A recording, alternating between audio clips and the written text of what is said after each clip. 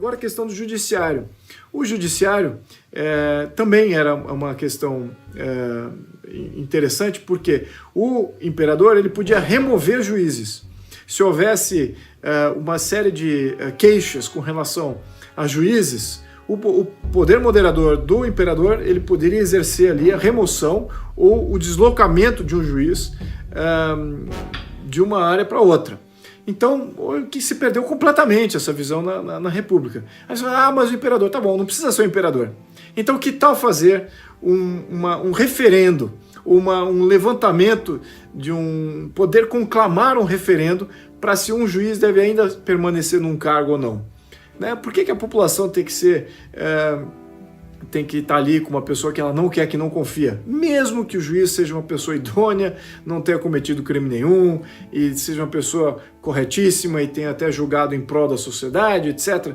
Mas se a população não se sente bem com aquele juiz ali ocupando aquele cargo, que é, no atual modelo, a máquina pública que define quem é o juiz e onde, que cargo que ele vai ocupar, não é a população local, então você pode gerar esses momentos de anomia, né? Em que você tem um poder nomeado que não representa o representado, né?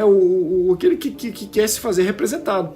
Então você tem esses problemas de encaixe do modelo republicano de hoje. É exatamente esse, ele é um modelo sistêmico, burocrático, centralista, e ele empurra a goela abaixo na população. A população não tem nenhum limite contrário a esse empuxo. E no Brasil Império existia o poder moderador, servia de ombudsman dessa questão do judiciário. Então impunha limites ali, se havia queixas ou havia problemas denunciados aí contra esse juiz. Hoje em dia é todo um modelo, tem que haver inquérito levantado contra tal juiz, provas, etc. Mas esse é um processo de Estado. Não existia, a população não se envolvia nesse caso. Então, de certa maneira, na minha opinião, temos que resgatar alguns dos intentos do Brasil Império de também poder estabilizar, interferir no poder judiciário para manter ele legítimo. Essa que é a grande questão aqui. Não é para você criar um poder ditatorial e poder ali se interferir e tal. Não, é para você manter o poder legítimo. O poder é legítimo quando ele faz sentido para a população. E ele tem que sempre fazer sentido para a população. Ele não pode perder essa noção visceral entre um mandatário ou um cargo nomeado. Ele tem que manter esse cordão umbilical com a sociedade. E quando ela se perde em função desses judicialismos, dessas partes legalísticas, para o próprio modelo, às vezes é um modelo mais distante, você tem aí problemas de instabilidade política que vão sempre dominar. E o problema do Brasil República é esse. Tá? Então, falamos aqui de partidos, falamos aqui do Legislativo, do Senado e Câmara, do Judiciário. O Executivo era parlamentarista, então era nomeado pelo imperador, nomeava um presidente do Conselho de Ministros, os ministros eles eram constituídos, e claro que eles faziam governo. O poder moderador se distanciava desse governo, e nem tinha o poder para interferir, propor nada a não ser chancelar, ratificar, em alguns pontos ali poder remover quem foi escolhido. Nesse caso aqui poderia remover e chamar novas eleições também para o poder executivo, né, ou de um novo parlamento. Então o poder executivo sendo executado pelo parlamento também foi um fator bem diferente. No modelo atual republicano, temos um problema grave, porque o executivo ele é eleito, então ele tem legitimidade, e o poder legislativo ele é eleito, no caso republicano hoje, ele também é eleito, também tem sua legitimidade. Claro que, de um lado, o legislativo ele também tem poderes ali de fiscalizar e de uma série de monitoramentos que eles fazem do Poder Executivo. Mas como o Poder Executivo não vem do Legislativo, não está necessariamente em sintonia, e aliás, nunca vai estar em sintonia com o modelo atual. Por quê? Por causa do voto proporcional, que sempre vai manter o poder legislativo fragmentado entre vários partidinhos, Então, mesmo um presidente altamente popular, sem uma grande coligação de vários partidos, ele não faz uma frente.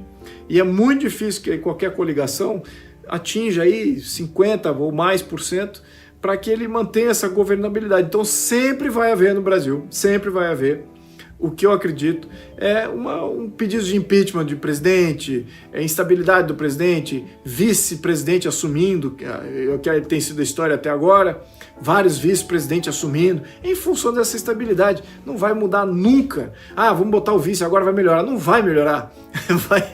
Vai estar sempre fragmentado o poder legislativo e em maioria, como o presidente não tem o atual e os passados também nunca tiveram maioria, sempre vai ter uma maioria que vai se juntar, ela tem muito mais de 50 mais 1%, e vai poder sempre fazer um pedido de impeachment que seja tem que ser levado, ou seja, pode ser levado a cabo, né? Aí claro que nos dias de hoje é questão de mobilização para impedir isso, mas o modelo já se propõe a esse tipo de conspiração. Então esse é o modelo presidencialista, não funciona. Então não fizemos nenhuma revisão com relação a isso, em mudar para o sistema distrital, em mudar também a questão do próprio sistema presidencial, do centralismo, do comando central da União, a descentralização no Brasil República nunca foi abraçada.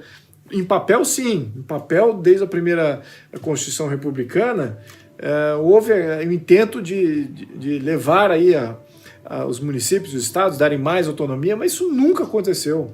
Nunca aconteceu. Então temos aí um país extremamente centralizado. Poderíamos até argumentar que estamos mais centralizados hoje do que estava no Brasil Império. Então, neste contexto, o poder executivo aí no Brasil é um grande problema, tem que ser revisto para poder dar estabilidade. Separar em dois, com o poder moderador de um lado e o poder executivo do outro. Um está vinculado à questão legislativa, então já tem uma base para poder votar temas. O que tem hoje no presidencialismo? Você tem lá uma Câmara Legislativa que está sempre aprovando uma série de leis e projetos. Agora, tem a ver com a pauta, com a agenda do governo?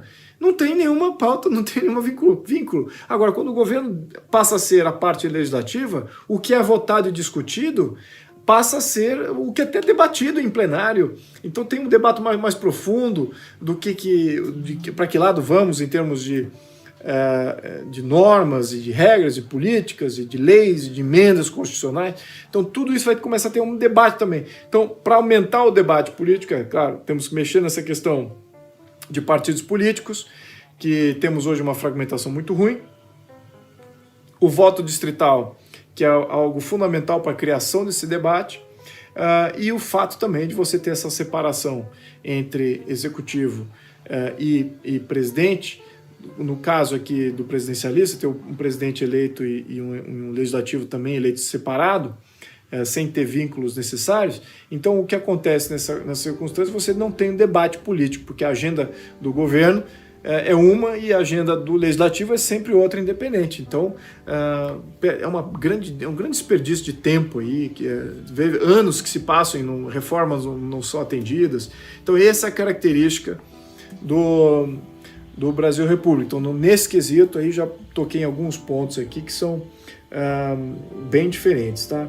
Agora, questão eleitoral também, lembrando que o Pedro II ele criou um departamento para avaliar fraude eleitoral. Existia corrupção no Brasil Império? Existia corrupção no Brasil Império. Qual é a diferença? A diferença é que lá ele não tomava conta do sistema inteiro. A diferença é que lá havia limites, havia controles e, claro, o imperador sempre, constantemente agindo, não é por vontade dele, claro, constitucionalmente está dizendo que a constância do poder moderador é o que garante a estabilidade e a harmonia entre os poderes. Então esse constante monitoramento de poder vetar uma série de abusos, você elimina o volume e até que a corrupção se torne endêmica e destrua todas as instituições. Então, na República não temos nada do gênero, nada. Então, corrupção sim, maculou todas as instituições da República, hoje são tingidas por corrupção. esse é um dos grandes fatores. Na época, não só na questão de corrupção, mas também fraude eleitoral também, né? O Pedro II tinha lá um departamento que ele mesmo criou, um secretário só para fazer avaliação eleitoral, para ver que se houve fraude ele dava vitória para o partido oponente. Então havia uma interferência aí positiva. Bom, então acho que eu cobri aqui vários itens de instituições, né, de Brasil Império versus Brasil República. Uma última que nós deveríamos resgatar, que é o Conselho de Estado. O Conselho de Estado eram 10 pessoas de alta confiança do imperador que agiam até como um lastro de equilíbrio do próprio poder moderador. Então você imagina, o poder moderador faz equilíbrio e ele também tem o seu próprio lastro que faz equilíbrio, então ele não agia sozinho. Tinha ali um Conselho de Estado de pessoas renomadas que vinham talvez até da máquina pública, juízes, empresários, agricultores, militares, todos ali participando de um conselho para definir para que lado vai o país. Então, apesar do Pedro II ter sido extremamente equilibrado, em contraste ao Pedro I, mas o Conselho de Estado ali tinha uma função, e essa função de equilíbrio é o que manteve o jogo constitucional. Vamos lembrar aqui um ponto importante. Por que o Conselho de Estado é importante? Olha só que interessante. Lembram que Pedro I teve todos os seus ali, por seu temperamento, suas decisões, uma série de coisas, ele levou aí a uma instabilidade política, praticamente política, né? Quase que exclusivamente política. No entanto, ele abdica e retorna a Portugal, vai fazer lá um confronto com o seu irmão e deixa aqui o seu pequeno filho, Pedro II. Então, nesse contexto, você imagina que tipo de pessoa é essa que vai estar tomando conta de um garoto de 5 anos até que ele se torne maioral e que possa assumir aí um Estado que já está organizado em termos constitucionais. O Conselho de Estado é que fez isso. Essa é uma interferência, ou ao menos o Conselho de Estado era um lastro para manter o equilíbrio, manter ainda o jogo constitucional. Seria muito fácil se o Conselho de Estado não existisse, ou não existisse aí uma dinâmica, mesmo na dinâmica saudável do Partido Conservador com o Partido Liberal, destruiria-se a questão de ter um Brasil Império tal qual fosse constituído na Constituição. Então houve aí um largo período de regência, em que o garoto se torna maioral, foram quase 10 anos ou um pouco mais, acho que nessa faixa. Então, nesse contexto, você tem quem é que defende o Brasil, quem é que toma as decisões, faz todo aquele jogo de cena de equilíbrio e de manutenção das instituições do jogo constitucional, foi o Conselho de Estado. Então isso é que é importante. E o Conselho de Estado não é um conselho de ministros de Estado. É um Conselho de Estado separado. Então são pessoas vinculadas ao bem do Brasil, à sociedade brasileira, à visão futura de Brasil. Então eles querem estabilidade, querem ter normalidade e às vezes o jogo político não é perfeito. Nós sabemos disso hoje, claro, no Brasil República isso é totalmente imperfeito.